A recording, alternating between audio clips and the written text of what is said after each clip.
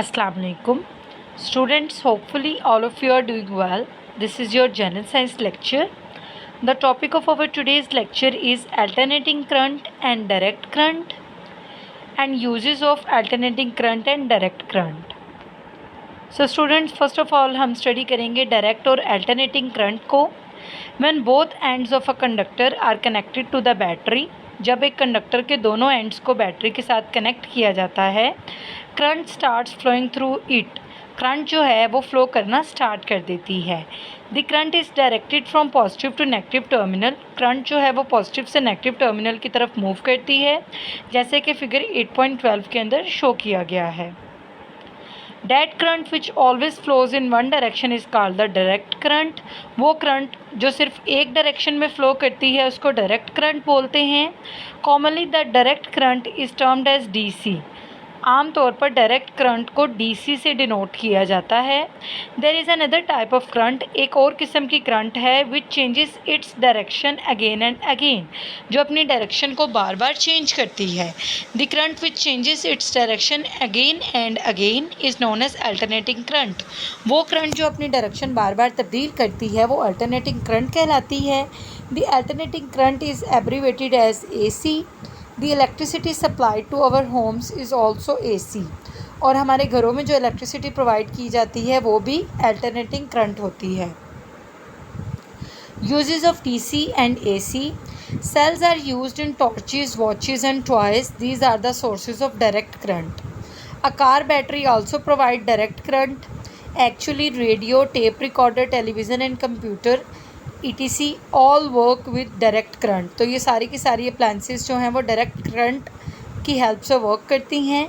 These appliances use AC supply after converting it into DC. ये appliances AC supply का इस्तेमाल करती हैं और उसको कन्वर्ट करती हैं DC के अंदर. Electric fans, motors, bulbs and heaters etc. work with alternating current. Electricity supply is brought from far off places through cables. If it were transmitted at 220 volts, a major portion would have been wasted. अगर electricity को 220 volt पर transmit किया जाए तो इसकी वजह से major portion जो है वो वेस्ट हो सकता है. Therefore, electricity is transmitted from the power station at a very high voltage. इस वजह से इलेक्ट्रिसिटी को हाई वोल्टेज पर ट्रांसमिट किया जाता है. Then voltage is reduced locally to 220 volt. फिर उस वोल्टेज को रिड्यूस किया जाता है 220 वोल्ट पे with the help of transformer का इस्तेमाल करते हुए and supply to the consumers, और फिर कंज्यूमर्स को सप्लाई की जाती है. As the transformer can change only the AC voltage and not the DC voltage, therefore AC is preferred to DC. So transformer जो है वो अल्टरनेटिंग करंट वोल्टेज को चेंज कर सकता है, डायरेक्ट करंट वोल्टेज को चेंज नहीं कर सकता. इस वजह से अल्टरनेटिंग करंट को ज़्यादा प्रेफर किया जाता है as compare to the direct current.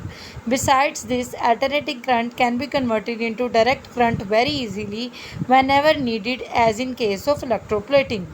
Moreover, alternating current is used for carrying signals of microphone, tape recorder, for the radio, television transmissions. तो इन सब के सिग्नल्स को ट्रांसमिट करने के लिए, इन सब के सिग्नल्स को कैरी करने के लिए अल्टरनेटिंग करंट का इस्तेमाल किया जाता है.